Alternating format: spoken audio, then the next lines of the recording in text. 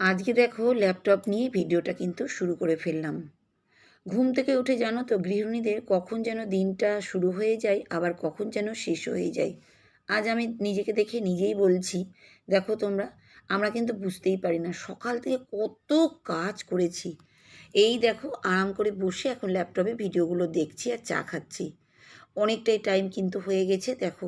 এতগুলো কাজ জানি না, ঘুম থেকে উঠে চোখটা খুলেই একদম দৌড়ায় কাজের চোটে। মানে কি বলবে, তার মধ্যে কখন যে ভুলে যাই ভিডিও তুলতে আর কখন যে মনে থাকে।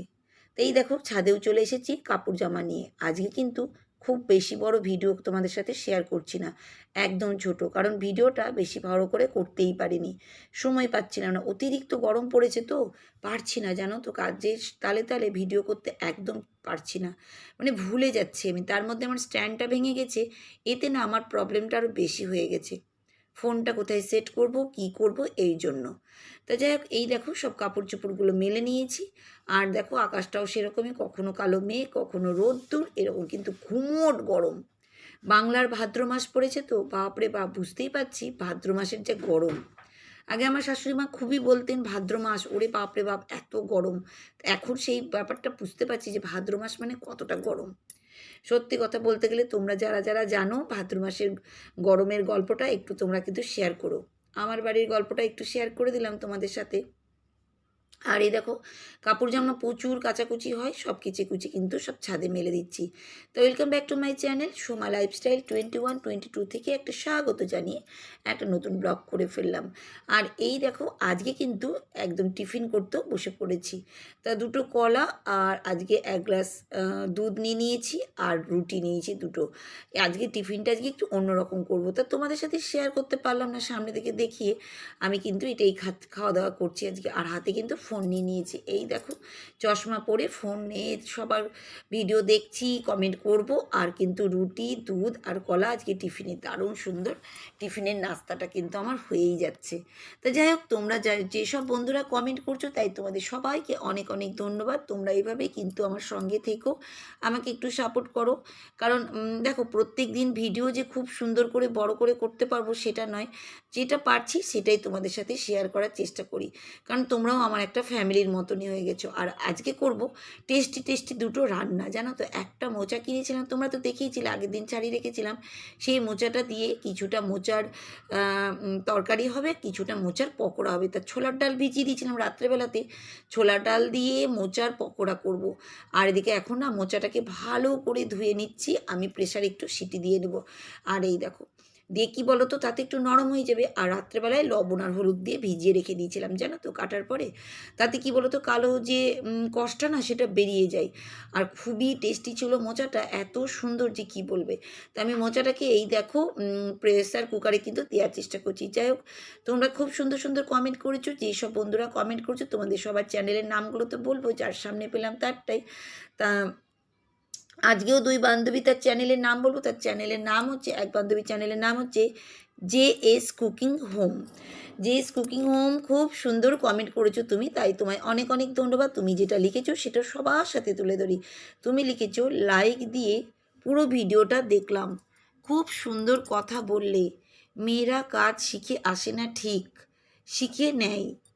যাই হোক, তুমি খুব সুন্দর করে সংসারের কাজটা করলে দেখলাম, খুব ভালো লাগলো, অনেক শুভকামনা রইল। খুব সুন্দর তুমি কমেন্ট করলে JS কুকিং হোম, খুবই ভালো লাগলো তোমার কমেন্টটা পড়ে। তা দেখো আজকে কিন্তু তোমার চ্যানেলের নামটাও সবার সাথে তুলে ধরলাম। আর তুমি এত সুন্দর করে কমেন্ট করেছো, সত্যি কথা গো। আমরা মেয়েরা কোনোদিন বাবার বাড়ি থেকে শিখেই আসি না, আমরা তো সবাই তাই একই। যাও শিখলেও কি বলতো, শ্বশুরবাড়িতে সবটাই আলাদা হয়ে যায়, কারণ তাদের রীত রিবাজ, তাদের ব্যবহার, তাদের রান্না সবটাই কিন্তু একদম আলাদা। আমরা কিন্তু, আর আমি তো একদমই শিখে আসিনি, তো আমার হাতে খড়ি পাবো আমার শ্বশুরবাড়িতেই হয়েছে একদম। তার জন্য আমার অসুবিধাটা হয়নি, এই বাড়ির রান্নাবান্না, এই বাড়ির ঘুম থেকে উঠা, এই বাড়ির টাইম টেবিল খাওয়া দাওয়া, সব কিছু এই বাড়ির মতনই আমি শিখে গেছি জানো তো। আর যারা ভাবো মায়ের বাড়িতে কিছুটা জানে তাদের কিন্তু খুব প্রবলেম হয় জানো তো শ্বশুরবাড়িতে এসে। তা তুমি ঠিকই বলেছো, সবাই এসে শিখে নেয় সংসারে, মেয়েদের কাজই তাই, ভগবান সেটাই সৃষ্টি করেছে। যাই হোক, আমার রান্নাও চলছে এইদিকে। আমি এখন দেখো মোচাটাকে কিন্তু একটু ভাপানি মানে ২-৩ সিটি দিয়ে নিয়েছি যাতে নরম হয়। ওদিকে আলুটাও কিন্তু কুচি, কুচি করে কেটে নিয়েছি। ওই ছোট, ছোট আলু পোস্তের মতন করে কেটে নিয়েছি। আর এখন দেখো আমি কিন্তু বললাম না তোমাদের সিটি দিয়ে নিয়েছি। দেখো কী যে গরম, আর তারপরে এই ভাপ বেরাচ্ছে, মানে কি বলবে। একদম তাড়াতাড়ি, তাড়াতাড়ি করে আমি একদম এটাকে নামিয়ে নিচ্ছি। এই দেখো, দেখতেই পাচ্ছ তো একদম ঠান্ডা জল দিয়ে ভালো করে ধুয়ে নেবো। দেখেছো কষ কেমন, দেখতেই পাচ্ছ। তা জল দিয়ে ধুয়ে নেবো, কষটাও তাড়াতাড়ি চলে যাবে। যে আর এক বান্ধবী, তার চ্যানেলের নাম বলি, তার চ্যানেলের নাম হচ্ছে আম্বুস রান্নাঘর। আমুস রান্নাঘর, খুব সুন্দর তোমার চ্যানেলের নাম। আর তুমি যেটা কমেন্ট করেছো সেটাও সবার সাথে তুলে ধরি। তুমি লিখেছো সব মিলিয়ে অসাধারণ দিদিভাই, খুব সুন্দর ভিডিও। আমি তোমাকে অনেক আগে বন্ধু করেছি, তুমি আমাকে বন্ধু করে নিও, দিয়ে একটা খুব সুন্দর ভালো লেগেছে তাই সে একটা ইমোজি দিয়েছি, দিয়ে একটা হার্টের ইমোজি দিয়েছে, দিয়ে একটা 100 ইমোজি দিয়েছি, দিয়ে একটা হাতের অ্যারো দিয়েছে, দিয়ে একটা হাতে থামস আপ দিয়েছে, দিয়ে একটা গিফটের ইমোজি দিয়েছো, দিয়ে আর একটা হাতে থামস আপ ইমোজি দিয়েছো। খুব সুন্দর তুমি কমেন্ট করেছো বন্ধু।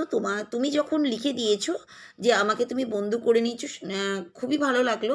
আমি নিশ্চয়ই তোমাকে আজকেই বন্ধু করে নেব, কোনো চিন্তা করো না। আমাকে যারা যারা বন্ধু করো, আমি দেখো তোমাদের সবাইকে বলে দিচ্ছি একটা কথা, আমি কিন্তু সঙ্গে সঙ্গে না আমি বন্ধু করতে পারবো না। আমাদের ইউটিউব চ্যানেলের অনেক নিয়ম আছে, আমরা কখনো সঙ্গে সঙ্গে কাউকে চ্যানেলে গিয়ে না বন্ধুত্ব পাতাতে পারবে না। একজন যেদিন করবে তার 2 দিন 3 দিন পরে করতে পারবো আমরা, এটাই নিয়ম। কিন্তু ইউটিউব থেকে যারা নতুন করেছো তারা জানো না, তাদের সবাইকে আমি বলে দিই, যখন আমিও করতাম তখন আমাকেও সবাই তাই বলতো, কারণ তাহলে দুজনাই কেটে যাবে যদি একদিনে দুজনাই করি। তুমি বলেছো, আমি এক্ষুনি তোমার ভিডিওতে আমি কিন্তু গিয়ে লাইক বলছি, তোমাকে গিয়ে আমি বন্ধুত্ব পাতিয়ে নেবো।